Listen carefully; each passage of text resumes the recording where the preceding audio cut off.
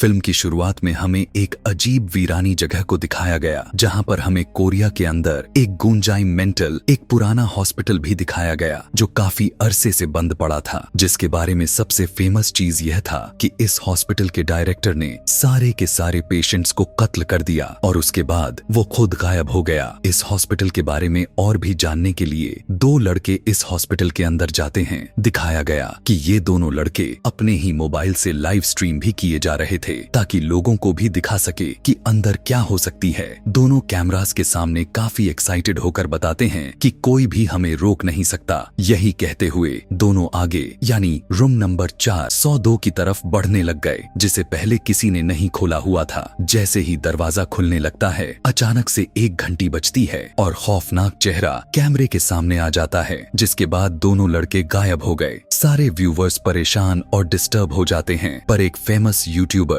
जिसका नाम हाजुन था, उसके लिए एक फायदा हुआ। दरअसल ब्लेसिंग साबित होती है, क्योंकि उसे अपने यूट्यूब चैनल हॉरर टाइम्स के लिए एक न्यू कंटेंट आइडिया मिल चुका था। वो डिसाइड करता है कि अब वो इस असाइलम को एक्सप्लोर करेगा लाइव स्ट्रीम के साथ। उसके रिसर्च करने पर पता चला कि आज से पहले सन 1960 में इस हॉस्पिटल को सबसे बेहतरीन समझा जाता था, लेकिन फिर 50 लोगों की अचानक मौत वाले इस अजीब एक्सीडेंट के बाद यहाँ के डायरेक्टर का अचानक से गायब हो जाना सभी लोगों को डरा गया था। इस हॉस्पिटल के बारे में अजीब सी कहानियां भी फैलने लग गई थीं, जैसा कि यहाँ पर पेशेंट्स पर एक्सपेरिमेंट्स होते रहे हैं या फिर यहाँ पर जापानीज आर्मियों ने कैदियों को टॉर्चर किया है। इसीलिए अब हम आगे से सच्ची कहानी का पता लगाएंगे। एक टीम बनाई जाती है जिसमें 3 लड़कियां और हाजुन के साथ 4 लड़के होते हैं। इनमें से एक लड़की साइकिक भी थी, यानी कि वो भूतों और प्रेजेंस को फील कर सकती थी, और वो पहले 3 ऐसी जगह पर भी जा चुकी थी जहाँ पर सच में जिनिया भूत थे।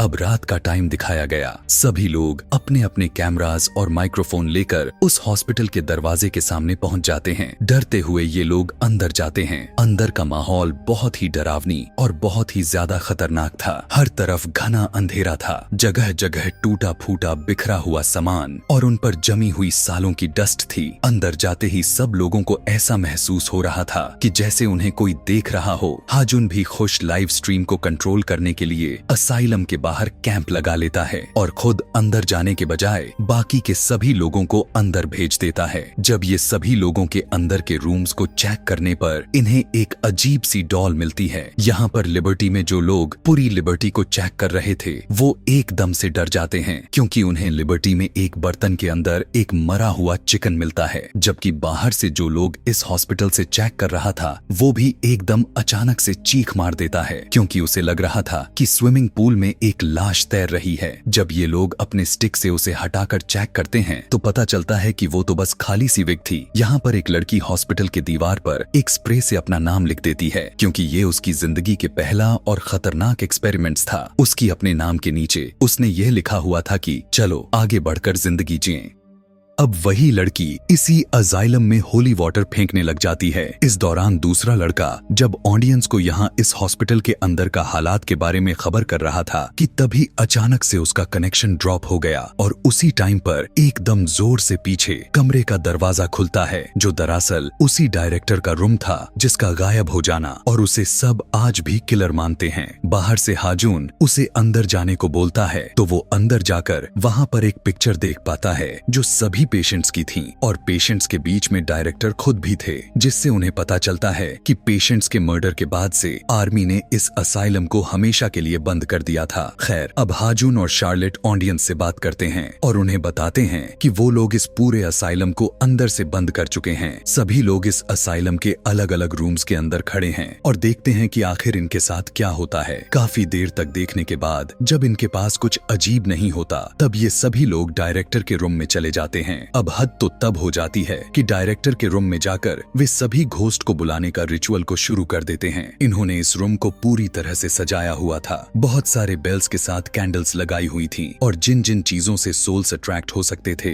वो सारा का सारा काम इन्होंने यहाँ पे कर रखा था। अब यहाँ से ये सभी अपना रिचुअल को स्टार्ट कर देते हैं कि तभी अचानक यहाँ पर जल रहे मौजूद सभी कैंडल्स बुझने लग गईं। वो सारी घंटियां जो इन्होंने यहाँ पर लगाई हुई थी वो भी काफी जोर जोर से बजने शुरू हो गए। गए, सभी डर गए, पैनिक हो गए और बाहर भागने लग गए। सबकी हालत देखने लायक था, लेकिन पता चला कि ये तो दरअसल हाजुन के साथियों का प्रैंक था। हाजुन जो बाहर से सभी को देख रहा था, वो तो बहुत ही ज्यादा खुश था, क्योंकि उनकी इस हरकत से व्यूज काफी तेजी के साथ बढ़ चुके थे और बहुत ही शौक के साथ उसके लाइव ट्रांसमिशन में लगातार लाइक्स और कमेंट्स करने लग गए थे। शार्लेट जो कि एक साइकिक है, हाजुन उसके ऊपर अब प्रेशर बनाने लग जाता है कि तुम भी ऐसी कोई एक्टिंग करो जैसे तुमने यहाँ पर कुछ भूत देख लिए हैं या किसी भूत से कांटेक्ट कर रही हो, ताकि व्यूज की रफ्तार थोड़ी तेज हो सके। अब उसकी यह बात का कहना ही था कि तभी खुद उसी के टेंट के अंदर लाइट्स फ्लिकर करने लग जाते हैं। वो अपना काम को आगे बढ़ाता ही रहता है, क्योंकि उसे लगता है कि शायद उसके जनरेटर खराब हो गया होगा। अंदर दिखाया जाता है कि पूरी टीम मिलकर अब लैब के अंदर जाने वाली थी, जहाँ से इन्हें पहले मरा हुआ चिकन और अजीबो गरीब तरह की चीजें मिली हुई थीं। अब यहाँ पर नोटिस करने वाली बात तो यह था कि इसी लैब के अंदर इन्होंने एक डॉल को रखा था जो काफी अजीब लग रहा था, और अब जब ये लोग वापस इस जगह पर आए थे तो वो डॉल अपनी जगह से दूसरी जगह रखी गई थी, जहाँ पर इस चीज को ऐसा होता हुआ देखकर हाइजीन और शार्लेट दोनों डर जाते हैं, क्योंकि उन दोनों ने इस बात को नोटिस कर ली थी।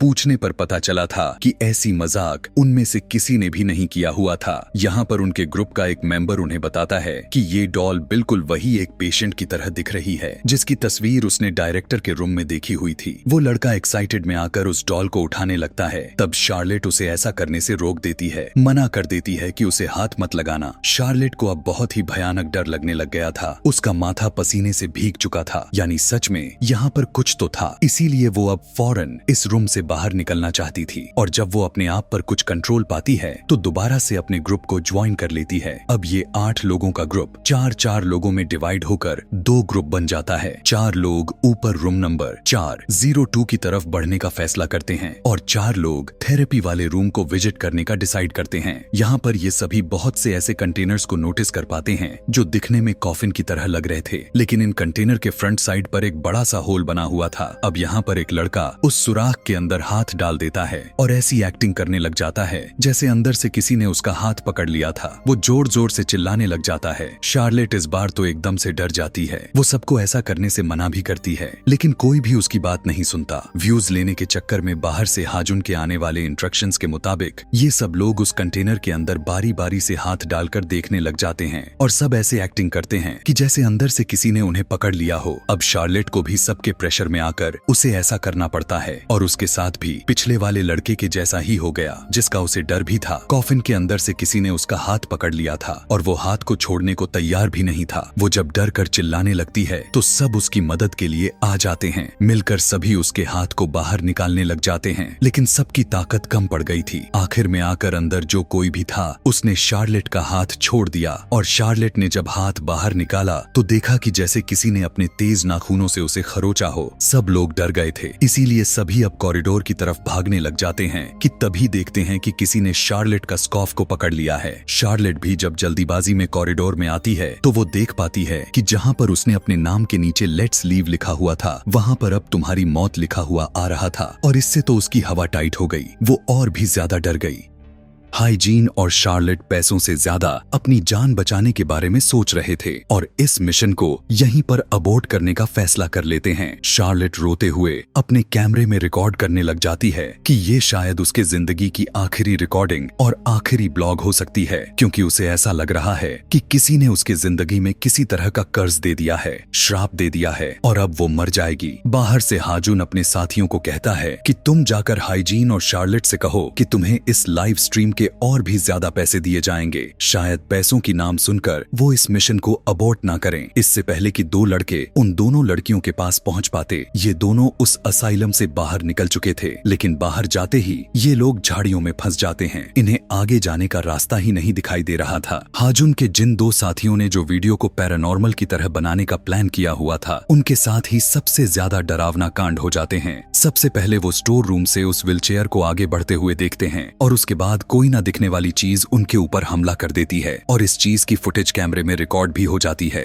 ऐसा होने के बाद अचानक से एक उड़ती हुई चीज जाकर उस लड़के के सर पर लगती है, जिसके बाद वो लड़का बेहोश हो जाता है। उधर दूसरा लड़का जैसे ही कमरे से बाहर निकलने की कोशिश में था तो अचानक से उसके सामने वाला दरवाजा जोर से बंद हो जाता है। बाहर शार्लेट और उसके साथ वाली लड़की किसी चीज को स्मेल करती हैं और नोटिस करते हैं कि बाहर वही मरा हुआ चिकन और डब्बे वाले केमिकल पड़े हुए थे जो लैब के अंदर थे। दरअसल ये उनका पीछा कर रहे थे। वो डर जाती है। अभी वो पीछे मुड़कर अपने साथ वाली लड़की से कुछ कहने ही वाली थी जो अजीब तरीके से खड़ा हुए एकदम से स्टक हो चुकी थी। उसे लगा कि उसकी तबीयत बिगड़ रही है। उसने जब अपनी आंखें खोली तो उसकी पूरी आंखें काली हो चुकी थीं। वो डर कर चीखते हुए टेंट के अंदर की तरफ बढ़ती है। वो बाहर देखती है तो हाजुन एक कोने में खड़ा हुआ फ्लैशलाइट लिए उस डॉल को घूर रहा था जिस डॉल को लैब में इन्होंने पहले भी देख रखी थी और अब वो हाजुन के पैर के नीचे पड़ी हुई थी। अब वो एक बार फिर से पहले की ही जैसा डर कर जोर से चिल्लाई क्योंकि उसने एक भूत को उसने अपने आंखों के सामने देख लिया था जिसने पलक झपकते ही उसे पकड़ लिए और खींचते हुए अंधेरों में लेकर चला गया। और फिर शार्लेट की आवाजें कम होते होते खत्म हो गईं। उधर हाजुन का एक साथी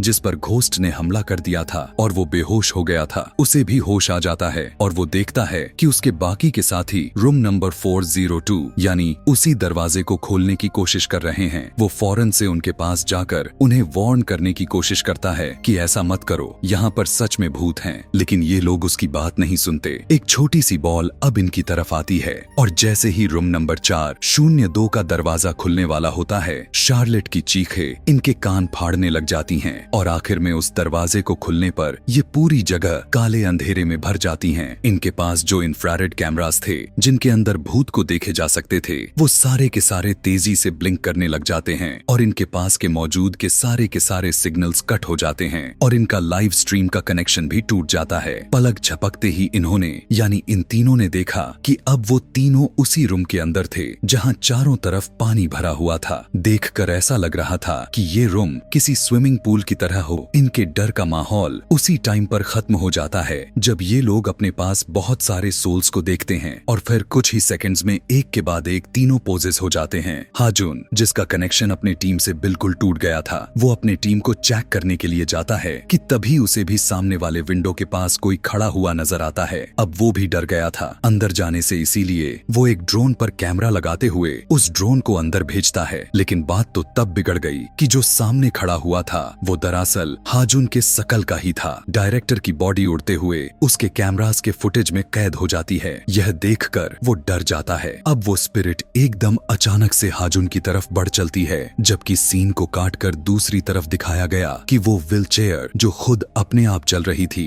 वो चलते चलते रूम नंबर 402 की तरफ आ जाती है और एक लड़के के ऊपर बुरी तरह से हमला भी कर देती है। बाहर दिखाया जाता है जो लाइव ब्रॉडकास्ट चल रही थी। काफी देर से उस पर कुछ ना नजर आने की वजह से सारे के सारे लोग उसे छोड़कर चले जाते हैं और ये ब्रॉडकास्ट फेल हो जाती है। व्यूवर्स ऐसे कमेंट्स करने लग गए थे जैसे कि ये सब एक फेक है, एक ड्रामा जैसा कुछ सीन है। आगे मूवी के पोस्ट क्रेडिट सीन्स में हमें होली वाटर को दिखाया जाता है जो शार्लेट ने असाइलम के अंदर रखा हुआ था और अब वो इस टाइम वो उबल रहा था। जो चीजें यह साबित कर रही थीं कि ये असाइलम सच में हॉन्टेड है और यही सब दिखाते हुए ये मूवी यहीं पर खत्म हो जाती है। ऐसे ही और भी डरावनी मूवी देखने के लिए कमेंट में नेक्स्ट लिखना ना भूलें। Thanks for watching.